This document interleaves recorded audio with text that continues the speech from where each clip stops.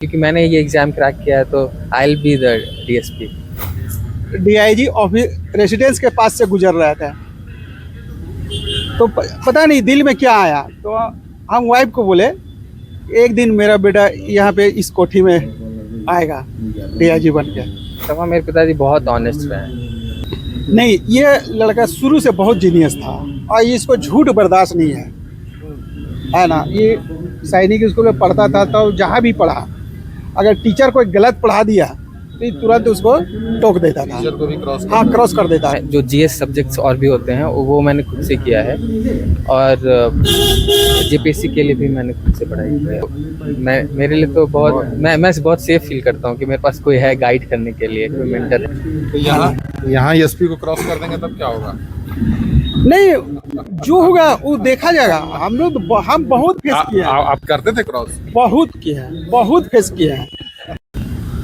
देखिए, एक फ्रेम चल रहा है, उस फ्रेम में जो तस्वीर आ रही है उसमें पिता और पुत्र की तस्वीर आ रही है। और आपको बताना ये चाहेंगे कि जेपीएससी के रिजल्ट के बाद लगातार हम इंटरव्यू कर रहे हैं, लोगों को दिखा रहे हैं, कहीं ना कहीं प्रेरणादायक स्टोरी जो है वो पूरे झारखंड में जा रही है। और इस तस्वीर में खास बात ये है कि इस रिजल्ट में एक लड़के राजू कुमार सुमन ने बाजी मारी है और उनके बगल में जो बैठे शख्स हैं उनके पिता हैं। और ख़ास बात ये है कि वो रिटायर्ड डीएसपी हैं, तो उनके लिए वो पल जो है बड़ा ख़ास पल है। और बेटे के लिए भी, जब वो डीएसपी से ही शुरुआत करेंगे और रिटायर्ड डीएसपी साथ में बैठे हैं, पिता पुत्र की जोड़ी है, बड़ी ख़ास बातचीत होगी। इस सक्सेस स्टोरी के पीछे पिता का कितना बड़ा योगदान है, बेटे अभी क्या महसूस कर रहे हो, तमाम चीज़ों को लेकर हम बातचीत करेंगे। देखिए, हम बैठे हैं अभी और सबसे पहले बधाई से शुरुआत करेंगे। राजू जी, आपको बहुत बधाई इस सफलता के लिए, और साथ में जो पिताजी हैं उनको भी बहुत बधाई। बतौर रिटायर्ड डीएसपी अब आने वाली पीढ़ी को डीएसपी के रूप में आप देख रहे हैं। जी। तो कैसा महसूस कर रहे हैं? पहले यही बहुत गर्व, बहुत प्राउड फील कर रहे हैं। बहुत प्राउड फील कर रहे हैं। ये पल का इंतजार बहुत दिनों से था। इसको तो आईपीएस का लेवल देखने का था मुझे। इसको आईपीएस का हम ये देखे, लेकिन कल शुरुआत है तो इसमें तो आ ही जाएगा। वो भी तैयारी कर रहा है अभी, यूपीएससी का कंटिन्यू है इसका। तो हम लोग ज़्यादा प्रिपेयर उसको उसमें कर रहे थे। तो अभी भूख अभी खत्म नहीं हुई? अभी नहीं, भूख खत्म नहीं हुई अभी और सपना है। जी। ये जो सपना था जिसमें पिताजी बड़े गौरवान्वित महसूस कर रहे हैं, स्वाभाविक सी बात है, पिता के लिए तो बहुत बड़ा दिन है। आपके लिए कितना बड़ा दिन है ये? मेरे लिए तो बहुत खुशी की बात है कि आप जब भी पढ़ाई स्टार्ट करना चाहते हैं और पढ़ाई करते हैं, आप अच्छा नंबर लाना चाहते हैं, लेकिन उसका मोटिवेशन कहाँ से आता है? आप किसके लिए करना चाहते हैं? अल्टीमेटली ये आपके लिए तो है ही। क्योंकि मैंने ये एग्ज़ाम क्रैक किया है तो I will be the DSP. लेकिन उस जर्नी में हमेशा हमारे साथ कौन रहता है? आपके माता पिता। तो अगर आज वो इतने प्राउड फील कर रहे हैं तो ये मेरे लिए बहुत प्राउड फील करने की बात है। कैसा रिलेशन है पिता पुत्र का? कैसा रिलेशन? मतलब एक जो आज के टाइम में तो बड़ा फ्रेंडली भी होते हैं और बहुत कंजर्वेटिव भी होता है कि बाप के पास बेटे का जाना बड़ा मुश्किल होता है, बात करना बड़ा मुश्किल होता है। कैसा रिलेशन है? उन्होंने हमें बहुत आज़ादी दी है, हमें पढ़ने की आज़ादी, हमें जो भी लाइफ में करना है वो करने की आज़ादी। आज मैंने आपको जैसे बताया कि मेरी शिक्षा सैनिक स्कूल से हुई, उसके बाद NIFT जो एक फैशन कॉलेज है, वहाँ पे मुझे नहीं लगता कि अगर कोई इंसान सिमरिया से आता है वो अपने बच्चे को फैशन कॉलेज में भेजेगा, लेकिन उन्होंने वो भी आज़ादी हमें दी। और उसके बाद अच्छी जॉब जब मैं छोड़ के आ रहा हूँ तो भी वो भी आज़ादी दी कि तुम आओ बेटा, अगर तुम्हें और पढ़ना है तो तुम पढ़ लो, मैं तुम्हारे साथ। तो ये जो ड्रास्टिक चेंजेस आपके लाइफ में आया, जिसमें सैनिक स्कूल में आप पढ़ाई किए, उसके बाद फिर आप वो बिल्कुल स्ट्रीम जो आपका चेंज हुआ, फैशन डिज़ाइन में या फैशन इंडस्ट्री में आप मूव किए, फिर इधर का झुकाव जो हुआ वो किस तरीके से हुआ? वो हुआ कोविड के बाद ही। कोविड के बाद जब मैं जॉब छोड़ के आना पड़ा मुझे कोविड के कारण, तो मेरे घर में ऐसा माहौल था। मेरे पापा खुद जो डीएसपी की ओर थे और मेरे जीजा जी जो होम गार्ड में इंस्पेक्टर हैं, और मेरे भैया भी, वो भी प्रिपरेशन कर रहे थे, तो उनको देख के मैं बहुत प्रेरित हुआ। और बहुत दिनों बाद मैं घर पे रहने का मौका मिला, मुझे फैमिली को जाने का मौका मिला, मुझे सोसाइटी को जाने का मौका मिला। तो फिर मुझे वहाँ से आया कि मैं उनके लिए भी कुछ करना चाहता हूँ। बाहर में भी आप काम कर रहे थे? जी, मैं बाहर भी कर रहा कहाँ था। काम कर मैं वियतनाम में था, हो ची मिन सिटी में। मैं वहाँ पे as a brand merchandise manager, factory है एंड साइटेक्स इंटरनेशनल, वहाँ पे मैं कार्यरत था। मैंने 1 साल वहाँ पे जॉब भी किया है। और मुझे लगता है कि हर स्टेज, हर पड़ाव ज़िंदगी का जो भी आया है, मैंने उससे सीखने की कोशिश की है। और मैंने वहाँ से जो सीखा, अब मैं जो आगे बढ़ रहा हूँ, जो मैंने तैयारी किया और प्रिपरेशन में जो था, वहाँ से जो सीखा इसमें अप्लाई किया। अब इस तैयारी के दौरान जो मैंने सीखा, वो मैं आगे, अब जो जॉब आएगा, जो ड्यूटीज़ और रिस्पॉन्सिबिलिटी सेल्फ आएगी। स्टडी थी या फिर अलग अलग तरीके से आपने मदद के लिए कोचिंग की हो, या फिर मैंने मोस्टली सेल्फ स्टडी ही किया है। यूपीएससी के लिए मैंने उसमें एक ऑप्शनल सब्जेक्ट होता है, उसके लिए मैंने कोचिंग लिया था। उसके अलावा मैं जो जीएस सब्जेक्ट्स और भी होते हैं, वो मैंने खुद से किया है। और जेपीएससी के लिए भी मैंने खुद से पढ़ाई की है। फादर कैसे मोटिवेट कर रहे थे? कौन सी बातें जो हैं वो ट्रिगर करती थी आपको कि भाई हमको कुछ अलग करना है या फिर इस सेक्टर में आना है? क्योंकि ये भी प्रशासनिक तौर पे जो डीएसपी का रोल निभाते होंगे, तो आप तो घर में देखते होंगे ना किस तरीके से काम होता है इनका, किस तरीके से पर्सनालिटी है, जो जॉब का तरीका है, करने का तरीका है। तो वो कुछ चीज़ें जो याद हैं या मोटिवेट कर मुझे एक चीज़, मैं एक चीज़ करना चाहूँगा। मेरे पिताजी बहुत ऑनेस्ट रहे हैं, तो वो जो भी काम उन्होंने किया है बहुत ऑनेस्टी के साथ किया है। तो बस वो जो गुण है, मैं जब अब कोई भी चीज़ें करता हूँ तो बहुत ऑनेस्ट होता हूँ चीज़ों में। अगर वो तैयारी की ही बात है तो बहुत ऑनेस्ट होना है। तो बस ये मुझे लगता है ये कोर है जो मैंने उनसे सीखा है, और मैं इसको ही फॉलो करता हूँ। अब बहुत ऑनेस्ट, बहुत जितनी ईमानदारी से आप चीज़ें करें, वो उसका फल आपको मिलता है, मुझे ऐसा लगता है। पिता का रोल तो इम्पोर्टेंट होता ही है इसमें, जो आप बता भी रहे हैं। पिता और माँ के बारे में अगर कहा जाए, जो क्या करती है माँ? हाउस वाइफ है, गृहिणी है।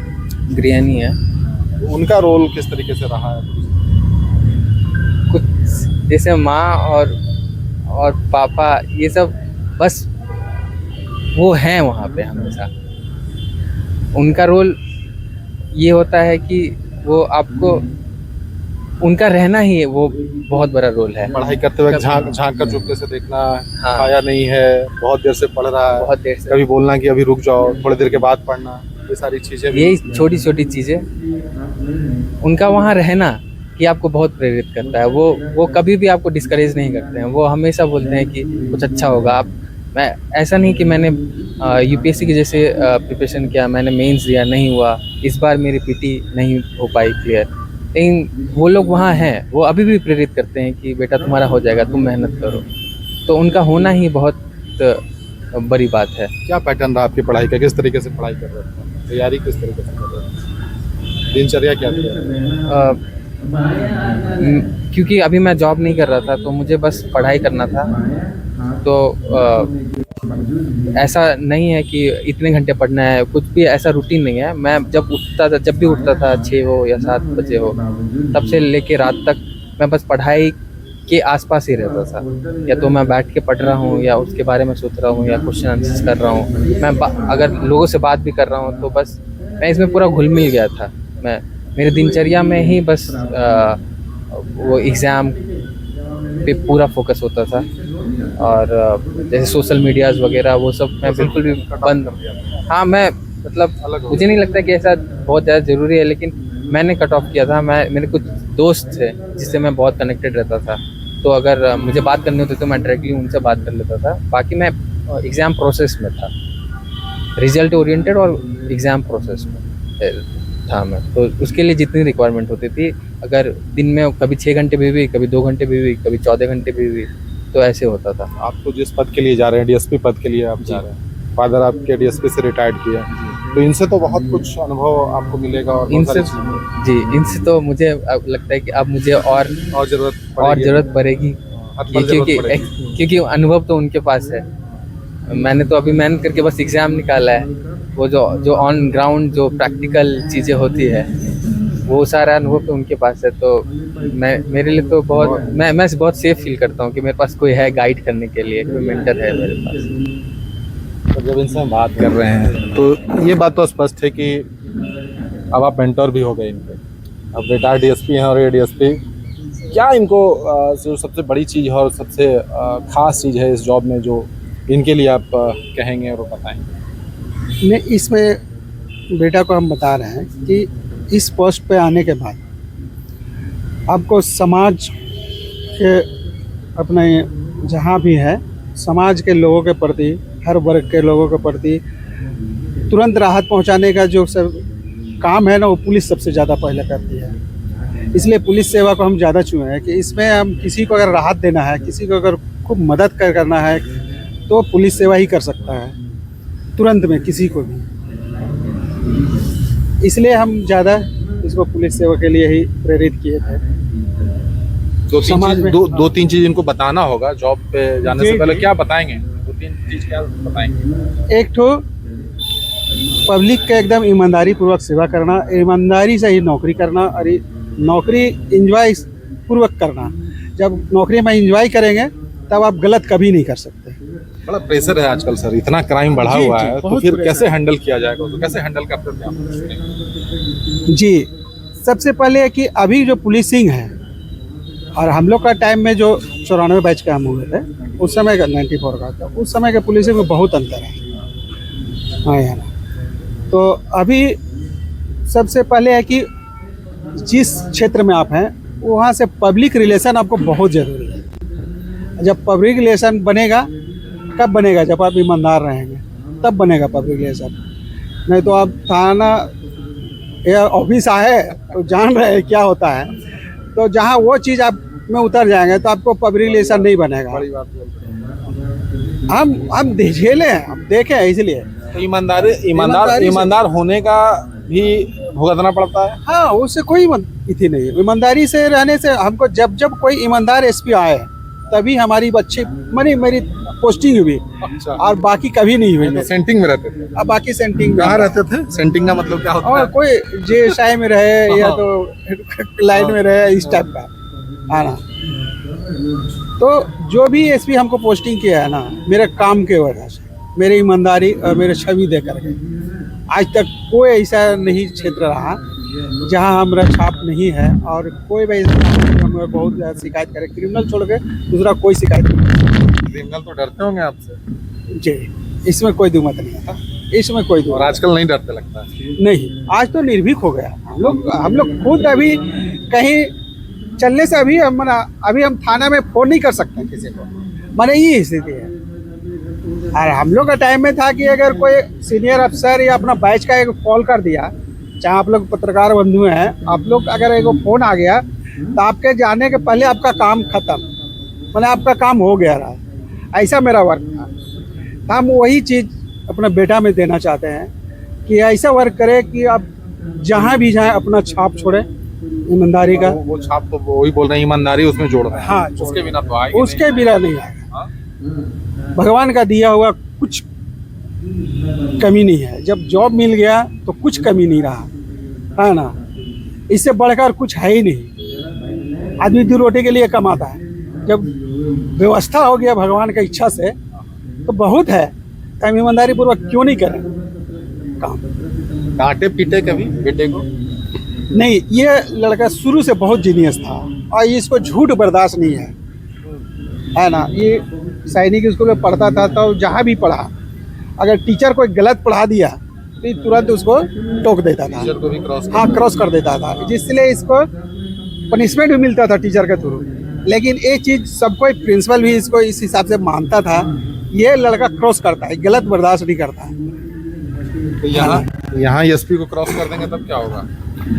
नहीं, जो होगा वो देखा जाएगा। हम बहुत फेस किए हैं। आप करते थे क्रॉस? बहुत फेस किए हैं। मैंने ऐसा फेस के आपको बताएंगे कहानी तो आप बोलिएगा कि ऐसा हो सकता है। हम ऐसा हम गलत कभी बर्दाश्त नहीं किए, और जब गलत हुआ उसको हम एसपी से लड़के हम सही मुंह करवाए। बंद करके नहीं रहे, नहीं, कभी नहीं, आंख में पट्टी नहीं बांध रहे। कभी नहीं। तो बेटे को भी यही सिखाते हैं आप? एकदम एकदम वही सिखाते हैं कि ईमानदारी से रहिए और सच पर रहिए। आपको कोई नहीं, थोड़ा देर के तकलीफ हो सकता है लेकिन आगे कुछ नहीं होगा। पिता के तौर पर ये दिन जो है, जब हम बातें कर रहे हैं, भावुक वाला पल भी आया होगा। वो बहुत बहुत बहुत। कल जब हम इधर से कल सुबह रिजल्ट आए, हम झील तरफ घूम रहे थे वाईपास में, तो आपको कहानी में थोड़ा सा बताता हूँ। बताइए। जब डीआईजी ऑफिस रेसिडेंस के पास से गुजर रहे थे तो पता नहीं दिल में क्या आया, तो हम वाइफ को बोले एक दिन मेरा बेटा यहाँ पे इस कोठी में आएगा डीआईजी बन के, है ना। और जस्ट हम गेट पार किए, क्रॉस किए, तुरंत बेटी का फोन आया कि पापा रिजल्ट हो गया भैया बाबू का, है ना।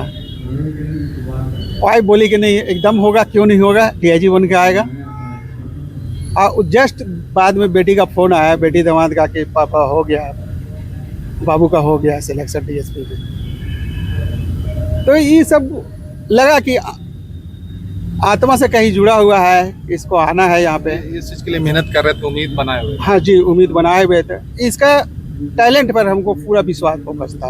हाँ, भरोसा था। मतलब ये करेगा तो लाइफ में अच्छा। हाँ हाँ, इसको तो सबसे अभी के तो आईपीएस के लिए ही कर रहा था, यूपीएससी के ही लिए ये सब तो आके दे दिया, भर दिया। आगे भी मेहनत हाँ, करेंगे। जी करेगा, हम लोग तरफ से पूरा छूट है।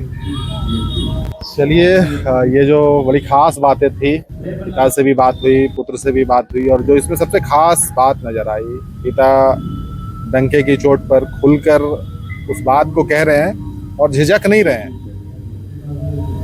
लोग झिझकते हैं हालांकि वो बात कहने में, जो पुलिसिंग को लेकर बात कर रहे हैं, ईमानदारी को लेकर बात कर रहे हैं, क्रॉस करने को लेकर बात कर रहे हैं कि कोई गलत बात है तो अपने वक्त में ये जो अपनी बातें हैं वो कह रहे थे। तो वही बेटे का भी नेचर है, वो कहते हैं कि पिता की झलक बेटे में आ ही जाती है।